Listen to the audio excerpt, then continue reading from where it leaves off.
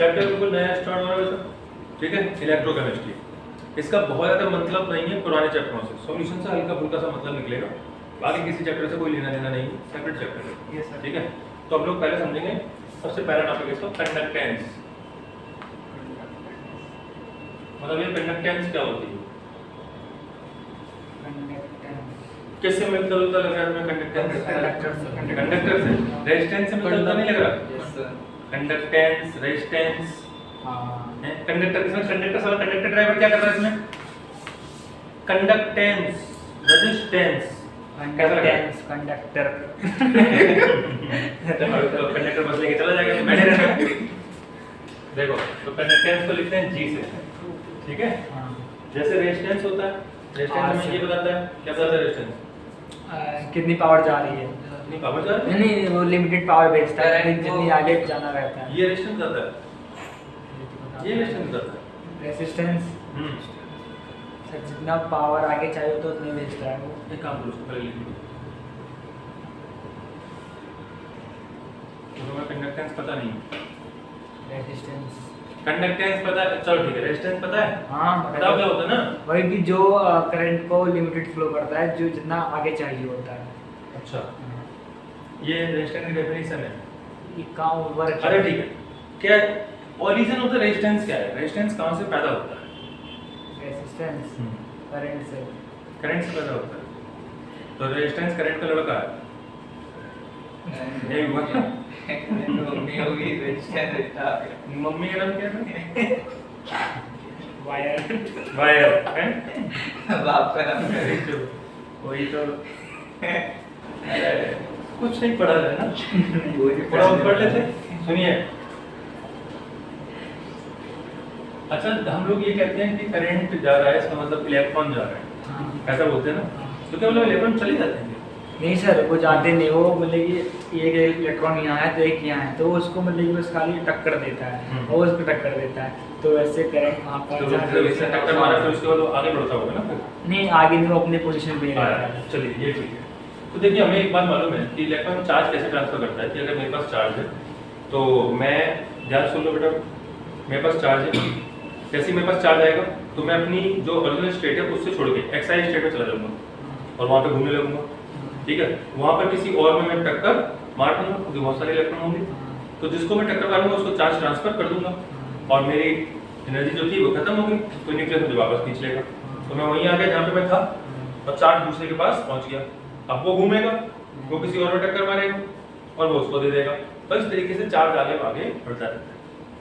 अब होता क्या है कि जब एक इलेक्ट्रॉन से दूसरे इलेक्ट्रॉन के पास चार्ज पहुंचता है तो कॉलिजन की वजह से थोड़ा सा जो एनर्जी है वो क्या होती है, बर्बाद हो जाती है, in the form of heat convert हो जाती है। इसी में से कुछ एनर्जी इस पे वायर पे भी टकरा सकती है, यहाँ पे भी टकरा सकती है, कहीं पे भी टकरा सकती है, तो in the form of heat क्या होती रहती है, बर्बाद होती है। क्या ये बात समझ में आ रही है? हीट के फॉर्म में क्या होगी, बर्बाद होगी।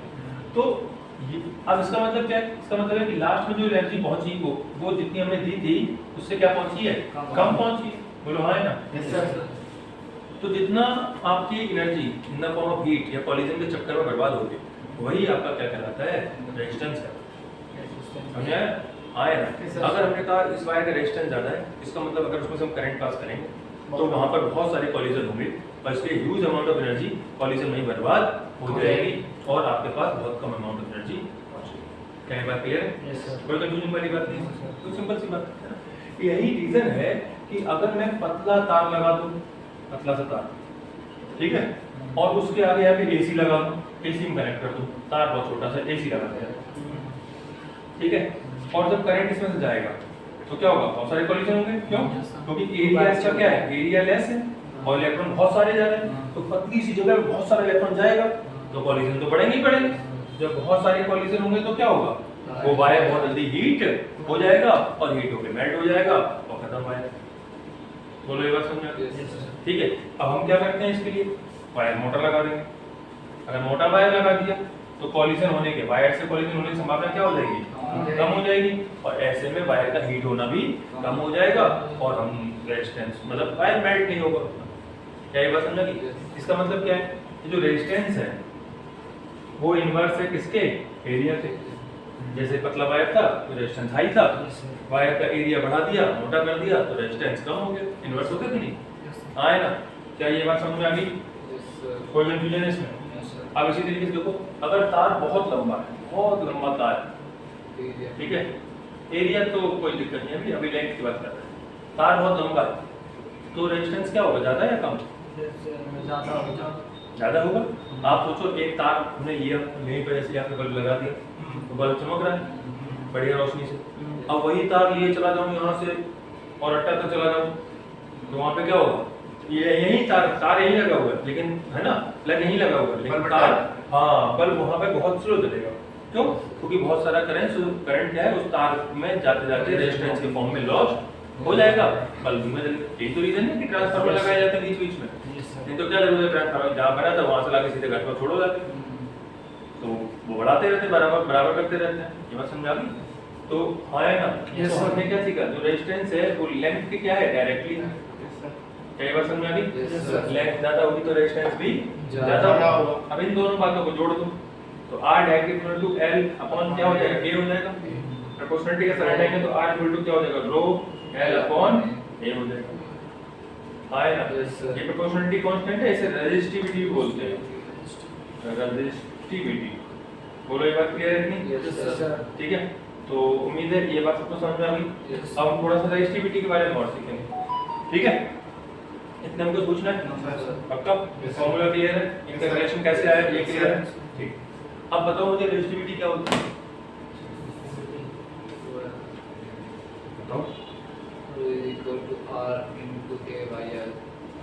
ये तो इसी फॉर्मूले को तुम उल्टा पुल्टा करके बता रहे हो। मैं ये जानना चाहता हूँ कि जैसे मैंने आपको समझाया कि रेजिस्टेंस कहाँ से ओरिजिन होता है, उसका ओरिजिन क्या है, क्यों रेजिस्टेंस आता है, वैसे बताइए रेजिस्टिविटी कहाँ से आ रही है, क्या जड़ क्या है रेजिस्टिविटी की? ये मत कहना कि रेजिस्टिविटी मेटल की इंटरनल प्रॉपर्टी होती है, वो तो प्रॉपर्टी होती ना, तो कुछ नहीं रहे, हम पूछ रहे हैं ओरिजिन क्या है। ठीक है, बताओ जल्दी बताओ फटाफट, है कुछ आंसर? तो बेटा बताओ, ये क्लियर हो गया तक? अब मैंने पूछा था रेजिस्टिविटी क्या होती है, ये चल रहा था ना? Yes sir. बताइए रेजिस्टिविटी क्या होती है? सर आप बताइए। नहीं मालूम। आपने ये सुना है कि रेजिस्टिविटी मेटल की इंटरनल प्रॉपर्टी होती है, सुना है कि नहीं? हाँ, ये तो सुना है ना कि मेटल जब हम चेंज करते हैं तभी रेजिस्टिविटी चेंज होती है, बोलो हाँ है ना? सुना है कि नहीं? यस सुना? सर। तो जैसे मान लीजिए ये मान लीजिए कॉपर का एटम है, तो इसके न्यूक्लियस में 29 प्रोटॉन हो जाएंगे, है ना? और ये अपने इलेक्ट्रॉन को ऐसे यहाँ पे होल्ड करके रखे हुए हैं, अब इसे मिलेगा चार्ज मिलने पर ये इलेक्ट्रॉन उछल के यहाँ पे जाएगा अगली सेल में, तो कुछ अमाउंट ऑफ एनर्जी यूज कर लेगा ना इसको ब्रेक करने के लिए। हाँ है ना? Yes sir. समझ गए? Yes sir. ये बात ध्यान समझ गए? कुछ अमाउंट ऑफ एनर्जी यूज हो रहा है इसको ब्रेक करने, जैसे हम थ्रेशोल्ड टाइप से जानते हैं, तो वो इलेक्ट्रॉन फिर यहाँ पे जंप कर जाएगा। ठीक है, तो आपने मान लो 50 किलो जूल एनर्जी दी थी इसको, तो ये 50 की 50 लेके तो आगे नहीं जाएगा ना, थोड़ा सा कम लेगा। तो मान लो इसके पास 49 किलो जूल पहुंच गई, 1 किलो जूल इसने कंज्यूम कर ली। ठीक है, तो जब इलेक्ट्रॉन वापस जाएगा फिर अगली बार एनर्जी दोगे तो भी 1 किलो जूल लेगा ना हर बार। हाँ है ना? चेंज होगा नहीं। अब ये कॉपर का था, अब ये कॉपर का तार में पतला ले लो या मोटा ले लो, लंबा ले लो या फिर कोई छोटा वायर ले लो, ये किसी भी स्थिति में चेंज नहीं होगा क्योंकि एटम के अंदर की प्रॉपर्टी है। यही in the form of resistivity समझ में आती है। समझ में आया? रेजिस्टिविटी यहाँ आती है। इसीलिए ये कहा जाता है कि मेटल की रेजिस्टिविटी तब तक नहीं बदलेगी जब तक आप मेटल ही ना बदल दो। अब तुम सोचो कि मैं इसकी जगह एल्युमिनियम ले लूं, तो एल्युमिनियम का नंबर कितना है? 13 पॉजिटिव। हाँ है ना? तो वो अपने इलेक्ट्रॉन को अलग ताकत से पकड़ेगा, उसके बाद 13 प्रोटॉन की ताकत है, इसके बाद 29 प्रोटॉन की थी। तो जब इसका इलेक्ट्रॉन मुझे बाहर भेजना होगा या बाहर दूसरी आउटर सेल में जाएगा तो इसको अलग अमाउंट ऑफ एनर्जी देनी पड़ेगी और उस एनर्जी के बाद ही जंप करके जाएगा। तो इसीलिए सभी एल्युमिनियम की रेजिस्टिविटी अलग होगी, कॉपर की अलग होगी। और यही रीजन है कि कॉपर की जो रेजिस्टिविटी है वो लेंथ और एरिया पर डिपेंड नहीं कर रही। तुम भाई कॉपर तो कॉपर ही है ना, मेटल तो वही रहेगा, उसे लंबा कर दिया छोटा कर दिया उससे क्या अंतर पड़ता है? न्यूक्लियस फोर्स तो उतनी लग रहा है, इसलिए रेजिस्टिविटी में चेंज नहीं आएगा। यहाँ से रेजिस्टिविटी होती है और आपको सिर्फ ये बता दिया जाता है कि जो रेजिस्टिविटी है वो मेटल की इंटरनल प्रॉपर्टी है और जब तक आप मेटल नहीं बदलेंगे तब तक रेजिस्टिविटी नहीं बदलती है। थोड़ा समझ लो कि ये कहाँ से आ रही है। हाँ तो क्लियर है ना क्यों है, अब ये समझ गए ना क्यों इंटरनल प्रॉपर्टीज है सर, कोई समस्या है इसमें? अब इसको थोड़ा सा लिख लो, है नैनो कंडक्टेंस। कंडक्टेंस है नैनो, लिखो इसमें। It is the measure of ease, EASE, ease, with which it is the measure of ease with which the current flows through the conductor, with which the current flows through the conductor. ठीक है? It is also defined as reciprocal of resistance. It is also defined as reciprocal of resistance. तो G equal to हो जाता है 1/R। ठीक है? इसकी unit देखें, होम इनवर्स या MHO होता है महो। होम का उल्टा OHM होता है ना, MHO या होम इनवर्स या साइमन भी बोलते हैं, SIEM, सुना है ना? हाँ, MENS, S से लिखते हैं। ठीक है, ये सब जो है ये किसकी यूनिट है?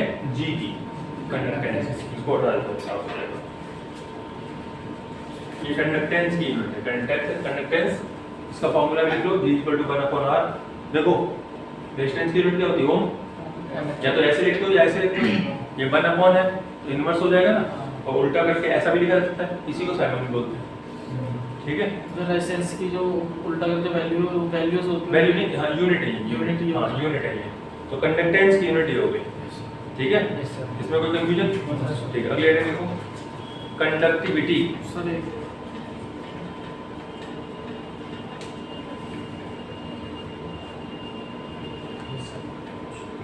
कंडक्टिविटी और स्पेसिफिक कंडक्टेंस, कंडक्टिविटी और स्पेसिफिक कंडक्टेंस, ये एक ही नाम होता है, इसको थोड़ा समझना पड़ेगा। कंडक्टिविटी और स्पेसिफिक कंडक्टेंस लिख लो बेटा।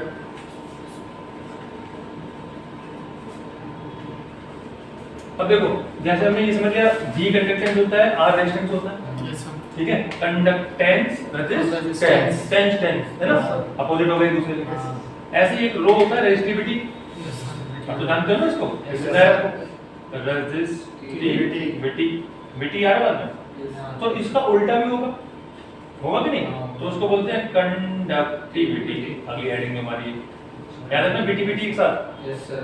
तो रो का उल्टा कंडक्टिविटी लिखते हैं कप्पा से, इसका नाम होता है कप्पा। हाँ ठीक है, कप्पा नहीं बोल रहे, कप्पा बोल रहे हैं। और एक के ऊपर ऐसे चौंच लग जाएगी। ठीक है, और फॉर्मूला वही है, एक दूसरे के इनवर्स होते हैं। तो रो इक्वल टू 1/कप्पा। ठीक है, इसमें हंसने वाली बात है। हाँ, कप्पा बोला सर, कप्पा बोला भाई। ठीक है, rho equal to 1/कप्पा।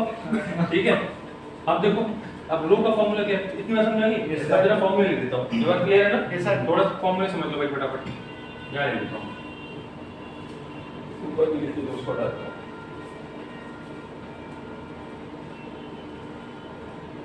G = 1/R, आया ना? Yes sir. R = row L/A। Yes sir.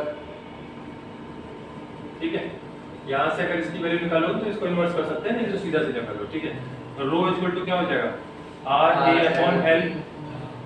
Kappa equal to क्या हो जाएगा? 1/रो। और है ना, ये हो सकता है ना, यस सर। उल्टा होता है, या इसकी ये वाली वैल्यू डाल दो तो 1/R L/A। बोलो आया ना? या तो ये फॉर्मूला लगा लो और या फिर ये वाला लगा लो। अच्छा, L/A को कुछ सवालों में लिखा है सेल कांस्टेंट, तो सेल कांस्टेंट भी बोलते हैं इसको। ठीक है, तो इसलिए कप्पा का दो फॉर्मूले और भी बन जाएंगे, 1/R इनटू सेल कांस्टेंट,